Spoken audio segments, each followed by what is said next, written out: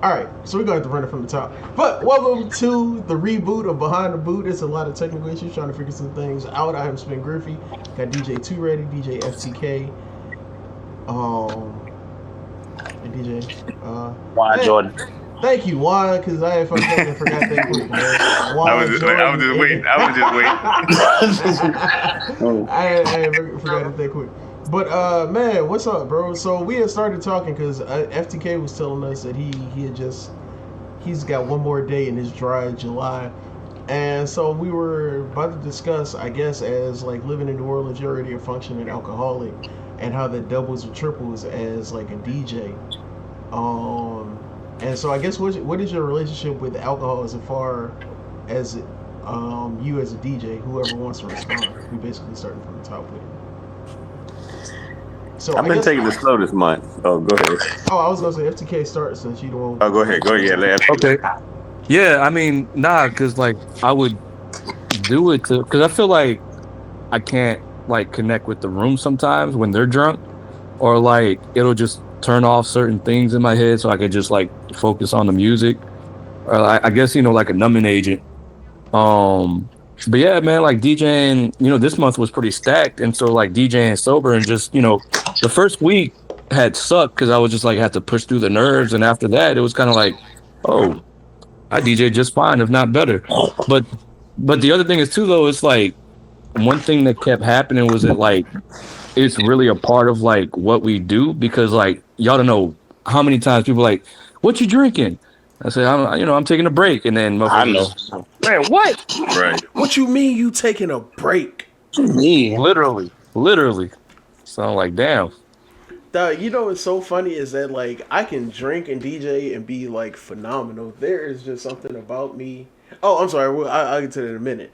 Oh, Juan. So what is your like? I guess relationship as you DJ with liquor? Or how do you feel? Like, do you need it or do you drink a lot Nah, before you DJ? nah. I don't need it. I think, like you said, I can do it like totally intoxicated, Mm-hmm. but if I had to set up, that would be the problem getting away if it was one of those situations. Yeah. Too ready. What about you, man? Um. So I practice not drinking on gigs all the time. Like I always notice like Ryan Smooth. He don't drink. So and he do Ryan's don't so drink many at gigs all. without. Yeah. Yeah. So I be always trying to practice it, and plus I feel like it puts you at a disadvantage when you handling business with certain owners. Now, once you get comfortable and build relationships, I feel like that's cool and everything. But like when you first starting and they see they can just feed you drinks and everything going like that, I feel like it can put you at a disadvantage as far as the certain type of respect I want when I'm coming to a part of an establishment. Like if you just getting drunk or drinking a lot, I feel like they can look at you a certain type of way, and you can conduct yourself without the alcohol. Yeah, I think it's a certain type of respect you get more of. So that's one of the reasons why I kind of try to be dry sometimes, and then every now and then have a few and have fun with it. I hear that. I think my I think I know like what my limit would be as I drink. I'm also one of those people that like I'm also one of those people that's like hydrating all night as well. So like it looks like I'm drinking a lot of liquor, but I done probably down like damn near a gallon of water per gig too to like chase all that. That's how I don't really have hangovers. I don't drink straight. I drink it all straight too. Um, I've had some gigs where I have got like kind of shit faced, and I don't know how I made it through the gig. That was a rough. No. Yeah. You know what's crazy? You don't be realizing how shit faced you are until like you're done. Oh man, like them nights sometimes where like the room starts spinning and you like, damn, can I just come get my shit tomorrow? Yeah. Yep. So that was definitely much earlier in my career, and I think it really don't help because once you get into like once you get especially like if you have a residency or something, like they damn near trying to force feed you shots. X. Oh yeah. Like But that's what I'm saying. Like they get offended when you tell them no. Yeah, like and this ain't like on them, but I remember like at the den especially, it was like shot o'clock like every 10 minutes in that motherfucker, man. Yep. You walk in the door, shot. It's somebody's birthday, shot. Like, and you know, New Orleans, a shot is like a half pint. Man, It ain't a fucking shot, bro. they be trying to kill you, man. You know who goes crazy? That I wouldn't have guessed. The Virgin. The Virgin is like double shots for a shot. You know what's crazy to me is like how when you get like some of the gigs and they give you a bar tab, right?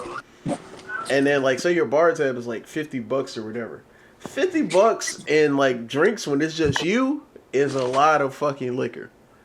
It is. Especially when they especially if you kind of cool with the bartenders, or like if you doing your job well, and then like that's getting more people to the bar and they making tips and shit. So then now they like what you would think would be your $50 drink tab goes in like your first shot. And I'd be like, whoa, it's 3:00. Let's slow it down a little. Let's slow it down a little bit. But yeah, I think it's a very interesting thing, bro. You know what's crazy is that like I don't understand personally how so many people like get high while they like gig, because like I don't know if it's like a ADHD thing or whatever it is, but like I've tried DJing high like a couple times and I can't personally do it because like that. Oh, all right, he in here. Yeah, I'm back. Yeah, we're trying to. I don't know what happened. I don't either. Now I got to figure out where you at so I can. I was trying to turn the camera on, but it still had my other name up there, so I don't know why. Whatever. Yeah, but like it's trying to like DJing high for me is weird because like I really get in my my own head with things. So then it turns into like oh shit, they not moving to the song. So like I just start quick mixing like shit. It does the opposite of liquor. Where like now, well for me like I give too much of a fuck. Where now I can't just flow. Yeah, and so like bro, I'm not like a quick mix guy, but if I'm high and like I only need about 30 seconds into the song, and if I don't see them boys like if I don't see nobody moving and grooving, I'm like, oh, guess what? We on to the next one, baby. We done got about 20 songs in about 12 minutes. Yeah, and then sometimes they just don't be wanting to move. Sometimes they might just be socializing. So I think honestly, I feel the same way. Spin when that happens, but it just sometimes they just. You might not. You're probably not doing a bad job. It just they don't want to move yet. That should be happening. Well, since I got y'all I just say fuck it. Since I got y'all here, I dropped a video today. I just started like this random kind of 60-second vlog series. So the one I talked about today was basically about the conversation that continues to happen amongst consumers of the nightlife, where they continue to say that there's nothing like New Orleans nightlife is dying, or they're like there's nothing to do in the city. And I mean, I think for me, it's probably like a slightly longer format in that video that I want to put. But I wanted to get you guys' opinion on how you feel about like New Orleans nightlife scene. Is it diverse? Do you think there are a lot of options for people to do different types of things? Or do you think it's all kind of like one thing going on and everybody has to pick their poison? I feel like the other pockets for like alternative scenes are like starting to develop, but it's not like we're far from like New York and all the other major cities, or even like Atlanta, because they have a huge, counterculture nightlife. I think we were getting there, but then I feel like we take a couple steps forward, and then we take a couple steps because we lost the Den, we lost the Ace. I was going to ask if you could define what counterculture means as far as nightlife. Just like the more niche. Okay, counterculture probably wasn't the right word, but like the more niche scenes, like like the theme parties, like Set the Flow, Ascendance, what's this other one that I just had in my head? Fiendin', Like those, I feel like are very specific crowds that kind of overlap because a lot of those crowds used to be also like at the Ace Hotel too. I also feel like they overlap with like a lot of my followers. So I guess niche would have been the right word because it's. I know like they got people that's like they want to dance and they're very like anti sections or they want to hear like a more broader palette or like it just I want that kind of stuff.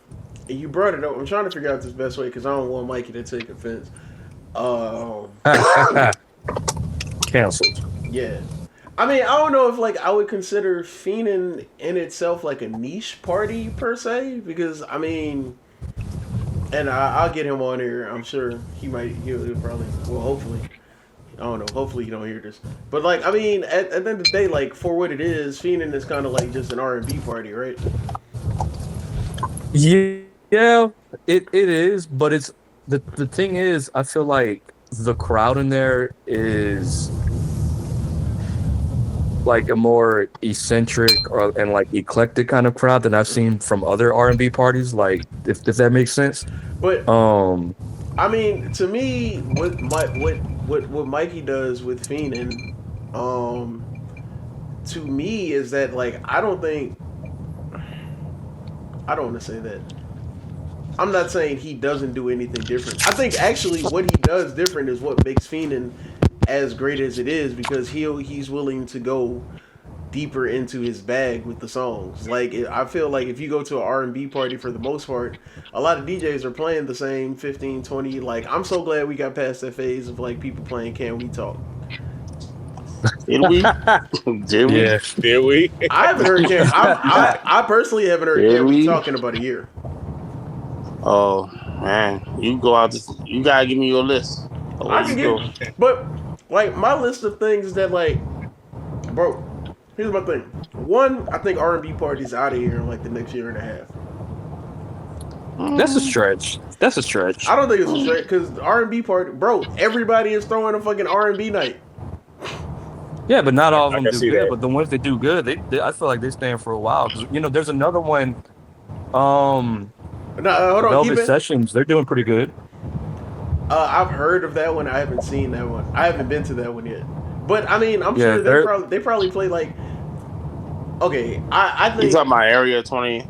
Area that's at like 1200 or something, right? Yeah, Area 1200. Yeah. Well, okay. I'm saying that I feel like R&B parties as we know them currently won't be a thing in the next 18 months because, like, I feel like most of the R&B parties all do the same thing. Like, I think the culture in New Orleans lets it be more of a thing because R&B parties stretch to R&B bounce, and with that being a thing, and that's been the thing since I've been alive here, R&B bounce. I just feel like you'll always stretch well work because you pretty much you get in that niche crowd. I ain't gonna say niche. That's everybody crowd because everybody can vibe to R&B bounce song. That's everybody. Your grandma can dance to it, and your 18 to 18-year-olds dance to it. So I feel like that it's kind of maybe you won't have them as much as like clubs. Like everybody just say, we got an R&B night. We got an R&B night. But you know what though, to piggyback off that too, I will say the R&B crowds are getting older. I haven't seen any like young crowds really getting to it. So here's the thing, and I don't know if y'all remember this. Too Ready, FTK, you might, because this is kind of like when you were starting. R&B in clubs was not a thing for like 3-4 years. Like you couldn't do an R&B set in the clubs for like a minute. Like it just turned into this thing where like nobody wanted to hear R&B. Like when I was coming up, I started DJing the college parties and stuff. Like the R&B set was like the end of your night, and then I think somewhere around like 2014, 15, 16, somewhere around there, like it just turned into a thing where like, nah, we don't hear no R&B at all. Like you couldn't get away with nothing. Yeah. It was like all trap all night. Like that was it. That's all they wanted to hear, bro.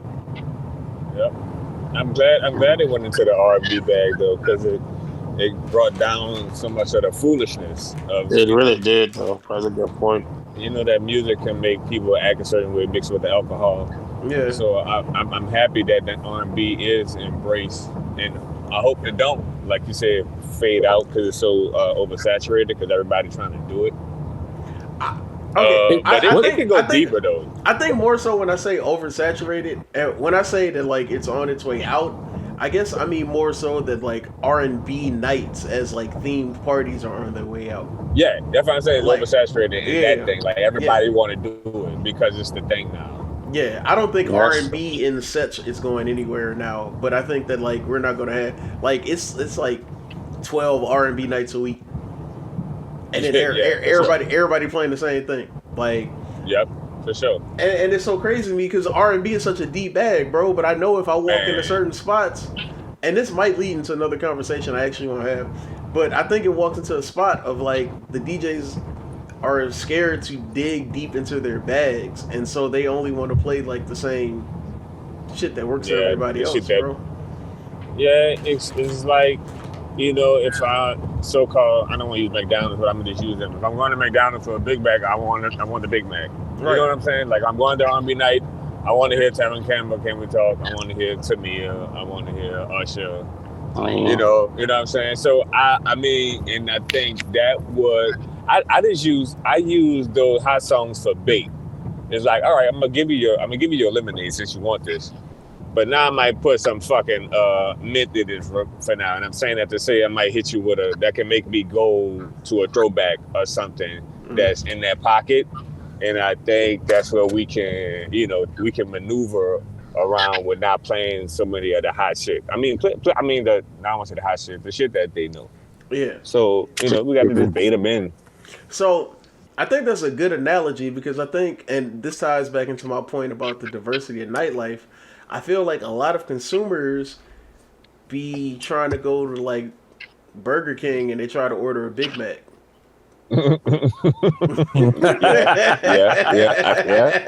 That's fine. Yeah. And like, that's a very true statement. And like what I was saying in the video earlier was that like a lot of people say there's no diversity in nightlife, but I think that like a lot of people go to their usual stomping grounds and they expect the establishment to change instead of going to other places that are actually doing these different things.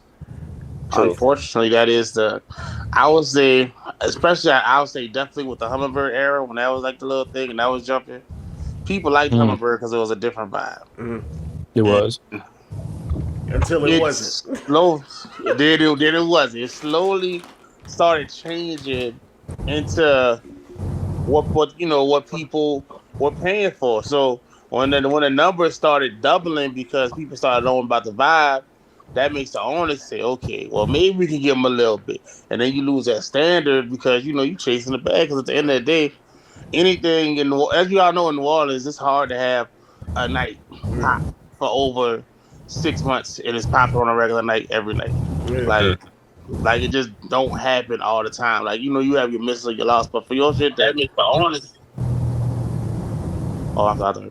Yeah, so I think that it takes a discipline of taking the culture or the vibe that you're trying to create over some of the financial gain or the short-term financial gain, which is very hard for people because people got bills to pay. People trying to get as much money as they can off of it. So I think that's why everything turns into a bounce party. Everything turns into a Can We Talk or fucking Pluto or something like that because you trying to case that because the one nigga gonna buy a section with 3 bottles if he hear these 2 songs. It's like, right, all right, give him what he want, right, let him have it with no problem, right. But then I think that's a whole other conversation. I feel like it's a bunch of owners that like you said, they chase the short term bag. Like a lot of owners dealing with like bar and venue people. About to walk out the door, Wine. I feel like a lot of these venues and stuff don't have like the patience that it takes to actually build a night. Like, and that's like when I pitch nights to like venues and stuff like that, I'd be like, yo, bro, like this ain't gonna be something that's gonna happen in like first night. Like maybe we get something, but I'm trying to like build something sustainable. Like you can't be doing whatever. Like I think the problem is that a lot of these venue owners want to do the same thing that everybody else is doing, but it's like that's difficult because you're trying to pull from the market share of something that's already established. Mm-hmm. Like, it's the same thing. Like he was saying, like, why am I coming to Burger King for a Big Mac when McDonald's makes the Big Mac? I know what I'm getting, and it's going to be the fire Big Mac each and every time. Yep. I got to go over here to Burger King to try your imitation of a Big Mac. And I might come once to see if it's like fire, but if it ain't good, then guess where I'm going? I'm going right back to McDonald's where that Big Mac is going to be popping every time. Right. But that's kind of my point, though, with the theme parties. Like, I think that's why Feenan, well, basically what you said, thrives in what it does because it's what it does different. And he'll play like a wild edit of some song we might know, and then he might do a deep cut versus like some of the more mainstream R&B parties. And that's kind of my point. Like those kind of scenes are like, it's still relatively small, but it is growing. You know, as it pertains to New Orleans. I mean, honestly, if you think about it, it's like a base of what works. Like when you have something that's not every week a weekly event, because you talk about a venue, it's weekly, so you get the same people at the same place at the same time, and you try to make it different. You got something it feel like a treat. It's an event. I gotta go to this one because I don't know when the next one's gonna be. I think that allows people to come in and the right people to come in with attention instead of you having the people to just like where they got 100 people at. Look, you know what's funny that with you saying that, one thing I realized that monthly residencies are so much better than weekly residencies. It's easier. So much better. So I have this question, right? And I guess it's piggybacking off what you're saying versus the monthly versus the weekly, right? So, is there really a vast difference? All right, so say you throwing like, all right, well, like I'll use you for example. Like you do like the Hyatt, right? And then you'll pop up and you throwing like for the cultures, and then you might get booked somewhere else, right?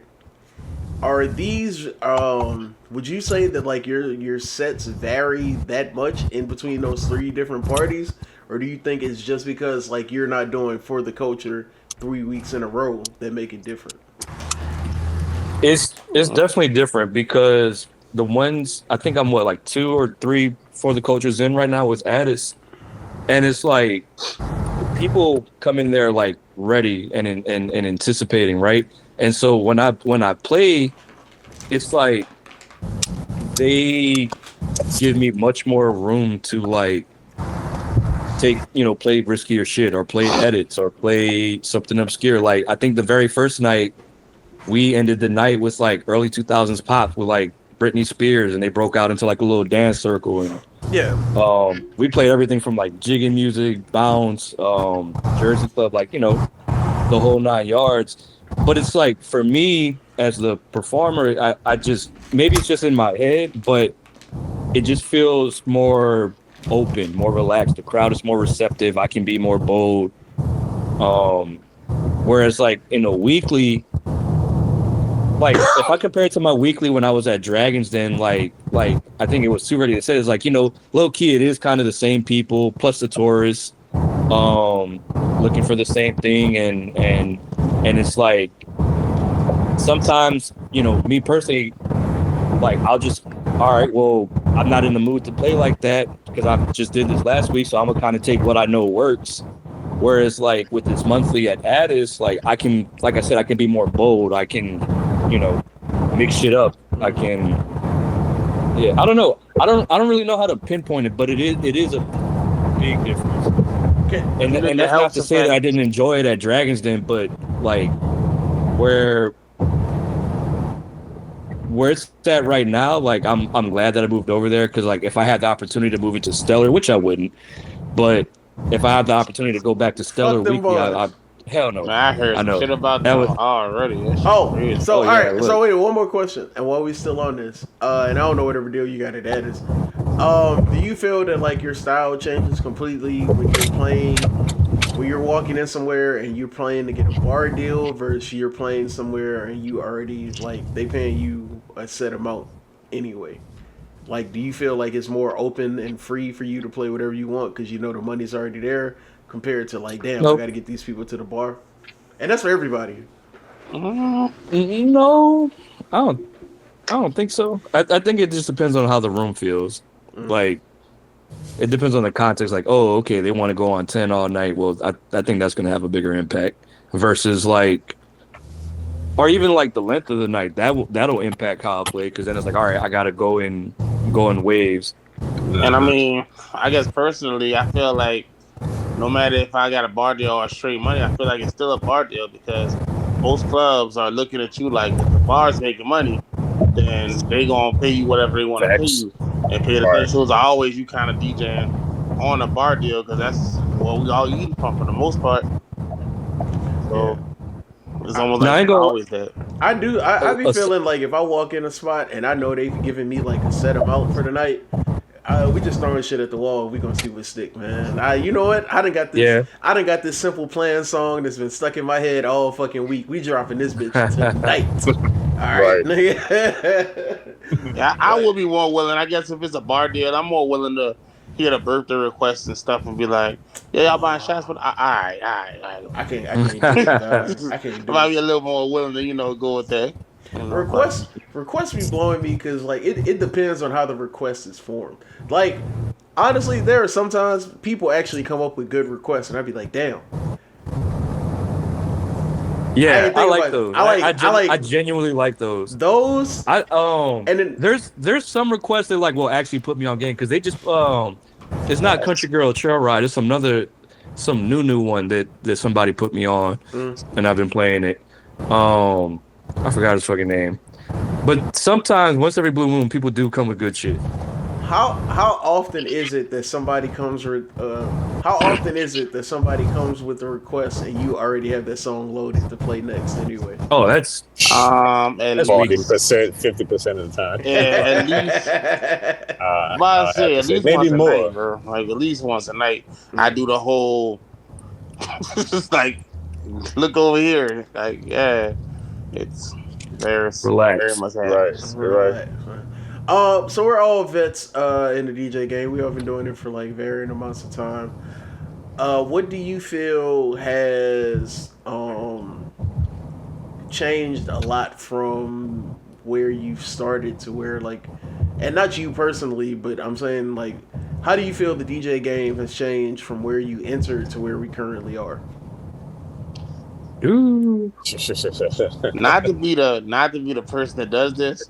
But I feel like it's a lot more people who's DJing for crowds that I've seen are more inexperienced. So it's really, I feel like it's more of a thing of you could get your way into a very nice, good crowd set without any strap in the game. That's what I've noticed. Like it's not, it's like it don't take as big as a resume to do some bigger stuff. So it's like we gotta start learning. Like almost on my side, it's like I gotta start negotiating better because it's not really about skills as much as it's about getting to the right people and doing the right things. I ain't no shot to nobody because I want to sound like I'll take shots. I agree with you. I agree with you too. Really, like you can be a DJ overnight at this point. Yeah. And the thing, with the computer situation, it makes it so easy. But on side note, which gets to me, it's like, damn, how y'all still not mixing right now? You got a whole sync button, and it's just automatic, like jump on key. But that's another situation. But far as like you're saying, like it made it so easy. It made it too easy. It's like, fuck, I've been DJing my whole life, like literally my whole life. I'm probably a solid 35 years of DJing. Damn, I was about to drop my 19 thinking I was flexing. Nah, I've been leaving. My dad was a DJ, my brother was a DJ. I've been out with them since 5 years old, and so it's like, I mean, I saw that. I see the transition, saw it, witnessed it. Yeah, it's just so easy right now. I don't like it, but it is what it is. I think that it is easy to be a DJ and even get in the game, but I don't think they're going to stick around. And I think that's the for sure. that's the I'm about to difference. say That's the they will passion. have them times. It's gonna be like put up or shut up, where it's like, oh, it's hot up here. When you gonna are you gonna continue to do this when you don't feel like doing it? Because I can do this when I don't feel like doing it. Well, That's even gonna then make though, you or like break they you. like people really do see the difference. Like with I've had a couple of recent gigs where it was somebody that was relatively new. And it was interesting because like people would have good transitions. But if you listen through like the whole night, as Spin used to say, like them 4-hour sets, that's how you get forged in the fire. And it's like that's what builds you in this game. Yeah, like that's when you another. tell I like was about to say that's a big one. that transition to transition might work, but the whole night, like it runs out real fast. Like For building sure. the room, letting it peak, letting it die down. Yep. Giving I people a chance prefer to go to the that. bar. I hate 1 hour sets, bro. I prefer to do 4, honestly. Bro, I was telling, Sorry to say. Kid loves me for this because, like Will said, that was my quote. I was like, a lot of these new DJs ain't been forged in the 4 to 5 hour sets where ain't nobody in the room, and you gotta still like make that shit work because you can't just collect the check and be like, damn, it's dead, I'm going home. Or you ain't sat there and it was dead for the first 2 hours, and then your crowd come that last like 3. Right. Like, and at the end of the day, when people walk into a dead room, they not gonna stay. Gonna keep them there. Yeah. And I be telling people all the time, like, bro, and like one of my things is the DJ is that like at any given time it's 40 hot songs, right? And like if you'd run in like a 4 or 5 hour set, you gonna blow through them 40 songs like that. Like them empty night rooms is where like you start digging in crates and you be like, damn. For sure. Like that's how you get into it. But I agree with like what Will was saying that like the barrier of entry is super low. Like you can get a board for like $250, whatever. But I mean, like if you don't know what you're doing, like you go to rent a set for $50. But it's like, bro, the whole set. I feel like that kind of also like minimizes like actually what it is that we do, because it's not just like that 250 board. All right, where you gonna play with it? Like you can probably get a bar gig or something. Look, don't knock the 250 board. No, I'm not knocking the 250 board, but the 250 board you ain't getting like.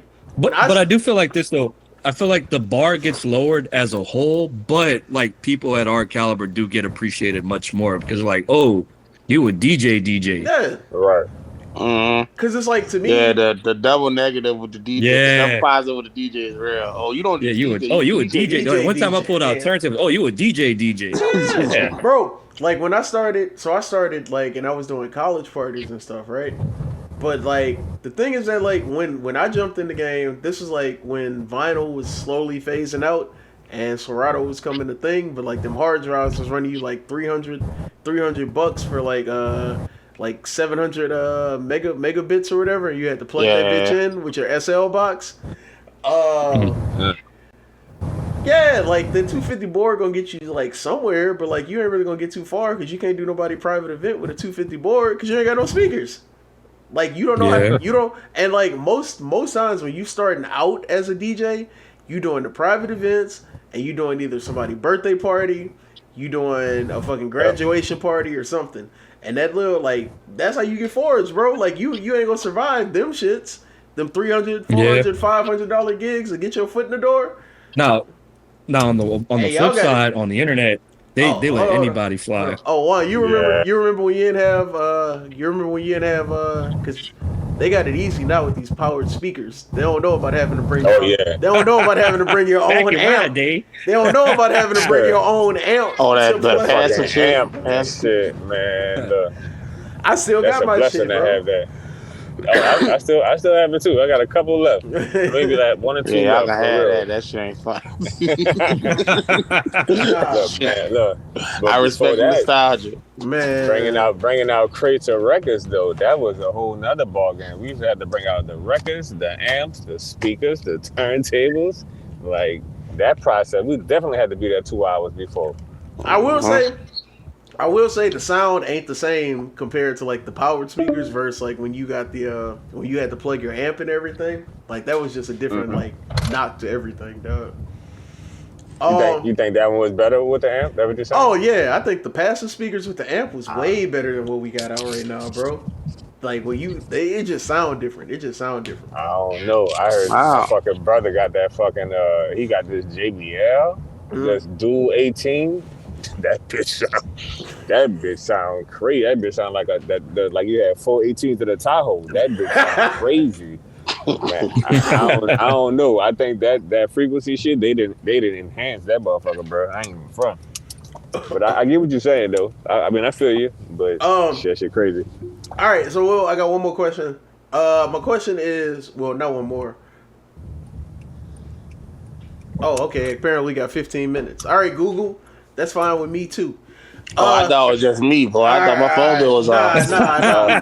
I'm not paying. I'm not paying. They said we on a collect call. Yeah. You gotta wrap it up. I'm not paying the $5. I'm not paying the $5. So we got a couple more. How do y'all feel that we were speaking on like the barrier of entry to get into the game? So one of the biggest things, I guess, especially post pandemic, is the fact that DJs already had to wear so many hats, but now like the biggest one is content creator.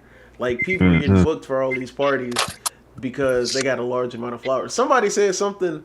I think it was the 1 bedroom tour or whatever, and somebody was like, "Who getting booked for it?" And they was like, "Spin, you getting on it?" I was like, "I ain't got enough followers for that, dog."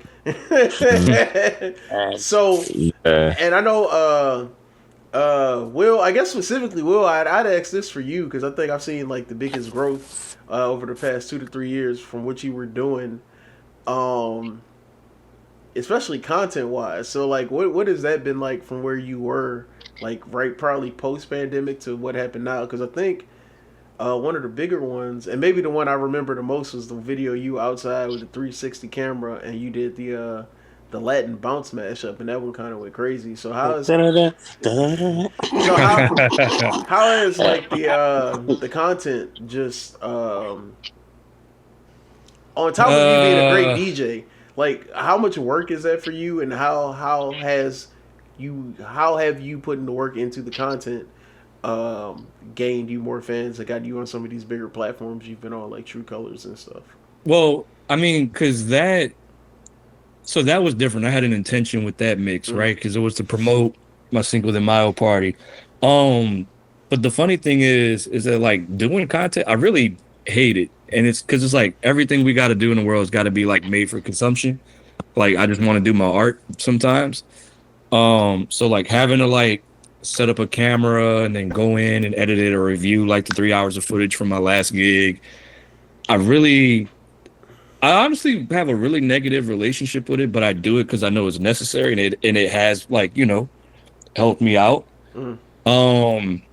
But I mean, in terms of like my shit, like I just try to like streamline my workflows. Like at this point, the 360 is so sharp. If I have good enough lighting, I'll just record with that. Because I think that video that went viral was actually recorded on the 360. It was just super bright, so it was able to be sharp. I don't even use my big camera anymore for video, just because it's to set up the tripod and all that. It's such a pain in the ass. But that's what I would tell everybody about like moving forward too. Like streamline your shit. Just plop the camera wherever and then just clip what you can. Because to like actually sit down and plan something out, like film or whatever, to have to do it to keep up with social media, like for me personally, it really sucks the fun out of it, like by a lot. So yeah, I mean that's just my 1-2. I do it because I have to. I don't necessarily enjoy it. I think it'd be a lot easier if someone else was filming me, but I don't know. I digress. Well, let me ask you, because I know you like being as like I don't know if is it easier for you, because I know you do so much work with like Frida and everything on the tours and stuff. So is it easier for you to post a lot of content because like a lot of that is somebody else already capturing it and you just get it and kind of just like post it from there, or do you still have like the same struggle of like having to? I'm slowly working on getting into the more content side of it. Like you're saying with them, they will have somebody on deck, like the makeup artist or whoever getting the footage, or if they're at a festival, they probably getting the footage too. So that makes it easier. But he's on Frida's on that that tier where it's more accessible for him to get it. You know what I'm saying? As far as me, I'm still trying to. Well, I ain't gonna say figure it out. I'm pushing to get into it more. Because like FTK said, I don't like it. I really don't. But it's like it will benefit. It will help to people to see you working so called. You do, you know what I'm saying? The flyer's not enough at all. Like, It's not. Right? Yeah, bro. So I'm 15 gigs this month. Like, nah, you gotta see this 15-second clip to know I'm doing it for real. You know what I'm saying? And I don't like it. Yeah, go ahead. Too Ready, how you feel? Because I know you kind of like me in the sense that like you don't really fuck with it, but I know Shy kind of got you into it once she pulled the 360 out. And so it's more so, I know, like, a lot of yours is more so maybe gathering clips and doing your own stuff. So what is your relationship? Shy is my Joe Jackson. Shout out to Shy, man. Shout out to Shy, That's my dog. Shout out. You need partners, bro. She is probably over there texting me. I've been telling you what I've been telling you. Because I am not a fan of it. It just makes me, it feels, like, especially at home, it feels fake. Like, I don't. Thank you. That's why I couldn't do the pandemic DJing. I did it like twice. And I was like, I'm good. Like, I just can't sit up here and say, woo. You know what's so crazy? Woo. To me, actually, doing it at home, to me, feels much more natural. Because to me, it's like if I'm practicing anyway, it's really just recording what I'm practicing, and I can find a clip into that. But like for sure, but interacting though, like trying to fake turn up, like that was the problem. Yeah, like how the fuck am I supposed to do this and there's nobody? I feel stupid. Like I feel like the crazy part? You like it, huh? I feel like the crazy. Don't you like it? You like it, right? Like, right. I feel like some of that to me is like I guess because of like my version of like mic work is like very they call it black comedy, like dark humor and shit. So like the type of it's more observational. Like if I'm even my mic work, like when I was at the Den and like I was playing Cardi B Up, and when it got to the part that she was like, broke boys don't deserve no pussy, and then the crowd would be like, that's right. I cut the music and be like, well, somebody giving it to him. So it's like like shit like that that just like to me just be like stupid commentary. So like that's a little bit like easier for me. I find like having to set, and I guess I don't know, maybe it's like having to set up, like being in the middle of like an actual gig and having to set up a camera and being like, oh shit, I got to get this particular moment, because those really be the moments that like get you booked to see like how big of a crowd you playing and what you playing in front of them. Right. And like that should just be like I just be forgetting to do that sometimes, bro. And so, it takes you out the vibe, out the pocket. Like now I got to focus on being a production man now. Yeah, and like to me, it's like it's not like really authentic, because like a lot of times, a lot of it is, I guess, not authentic. To like it's like it feels like you kind of setting yourself up to have this one viral moment, and it's like that one viral moment. Like if you doing like we saying, if you're doing a 4-hour set and you got a 30-second clip, and then like people come out to see you for the other 3 hours, 59 minutes, and 30 seconds, and that shit ain't like that viral 30-second clip. Right. It's like, what the fuck?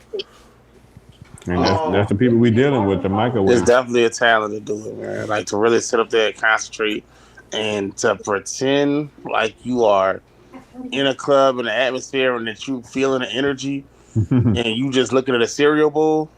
I respect it. For sure. Respect, for sure. But like I don't even think the woos at home like make sense if you ain't DJing. Like if it ain't nobody there, what you wooing for? You know what I like though? I mean, what's kind of cool now that when the TikTok, how they're doing their sets, but people are chiming in, you know what I'm saying? So it's like not so fake, you know what I'm saying? People still are indulging, engaging, I meant to say. Yeah, that's true too. Like you get the comments and the interactions up there, like they show more love on TikTok they do Instagram. For sure. Instagram, Facebook be hating. Like when I do the Don't I Forget, damn I forgot about that shit. The videos I'll be posting actually came out the week before, but them niggas always be coming with some dispute. And I'll be like, yo, I'm promoting your song. And then they'll be like, oh, you're right, rolling it through. I don't know how much time we got. I don't know what the clock say. So I'm gonna 5 minutes. All right, we got 5 minutes. That's perfect. 5 minutes. Yeah, I'm on 4%. It might cut off, y'all. All right. So I guess the last thing I kind of want to get into, make it quick with it, is we're in this era, and we've been in this era maybe for the past 2-3 years, where a lot of people say that I might say this for next week, but basically, de-influencers are saying that like they're tired of coming into the club and everybody's hearing the same song. There was this big thing, especially on social media, the past year. That's like, why do I go out to the club and DJs are still playing Dreams and Nightmare? Why do I go out to the club and they still playing Rolling? Like, or do DJs not have a bag? So how do y'all feel about that, right quick? Feel like you're not DJing for. You're DJing for. They want boots on the ground, nigga. My phone tripping. My phone tripping. Like that's a perfect example with the boots on the ground. You're not DJing for yourself or your preference. You're DJing for the majority of the crowd. So for the 10% that's like, I'm tired of hearing that, there's 90% of people who might have graduated, might be their birthday, and that's the song they want to hear. And that's the moment. They want to be that energy, and that's the song that everybody knows, and they want everybody to sing together.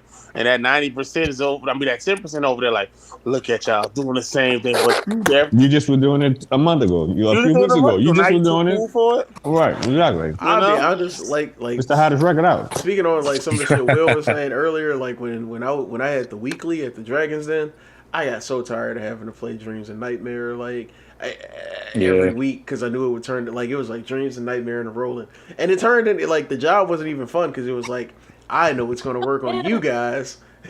Watch this. Yeah. I had a whole protest against boots on the ground. Cupid had hit me up himself about the stuff I said about boots on the ground. Oh my god! Like not even no joking on some stuff about what how. Cupid said? Guess what? I still was playing it because at the end of the day, that's my job.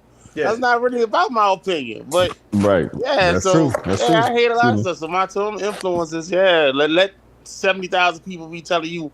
Well, I got 70,000 people. Let 70 people be telling you, yo, when you gonna play it? When you gonna play it? Right. You know you're going to play because your job is to cater to the crowd. Exactly. So yeah, that's to them. Whatever. That's how I feel to that. Because I mean, they just understand the job, and if you was there for my whole set, you would realize that I probably didn't want to play that shit. But you know. All right, we probably got like 2 minutes left, so let everybody know where they can find y'all, what y'all got popping this week. If Google Meet's cut off, I ain't got nothing. You know. Oh, we got people too? I thought it was just us four, just Joseph. Well, it's streaming, but we gonna post it on the gotcha. tomorrow. So go ahead, let people know where y'all at this week. Well, let's start with Will because he got the longest schedule. I'm off this week, so I just let y'all know. So every time I got to recall the shit, I always forget. Friday, I already forgot the shit, but I got something with Shan Lee at the Oak on St. Charles. Saturday, I'm doing a charity thing with Boulevard. They're giving away free shoes in Algiers at the Morris something Stadium. And then Saturday night, I'm doing the White Linen official after party with Prosper Jones. And then Sunday, it is me and Mikey offline for a pool party at the Barnett Hotel. Oh shit, they let y'all back in the Barnett. All right, too ready. What you got? Shout out Bryce. Minorities are back. Shout out back, baby. Shout out Bryce. Shout out Bryce. That's crazy. I got two private gigs. The only public gig I got is they're trying to do Club Caesars on Saturdays. Oh god. We're doing that. It's gonna be from 5 o'clock to midnight, so 7 hours. Oh shit! Fun. All right, god damn. Wow. So come meet me at Club Caesars, do my best Captain Charles, we gotta jam the box, we gotta jam the box, don't stop. Shout out my OG what you got, bro? I got my birthday party Saturday, and I'm gonna be at House of Blues Opulence for the White Linen situation. So that's usually a good time. All right. So yeah. I don't know what time we got left. That's all I got this week. I ain't got nothing. Love it for me. Yeah. All right. So, fellas, appreciate y'all coming through. I know y'all got other things to do. We'll probably do this again in 2 weeks. Dang, it's about to end. They got the line. Yeah. Oh, I can't see nothing. All right. Wrap it up. All right. Wrap this shit up, son. It's like the iPhone turning off. All right. So, this has been Behind the Booth episode, I guess, 1. Version 3 or whatever the show is. Well, I'll let y'all later. I'm Spin Griffey. That is Too Ready. That's FTK. That's DJ Juane Jordan. Oh, damn. They left. All right. We out. Peace.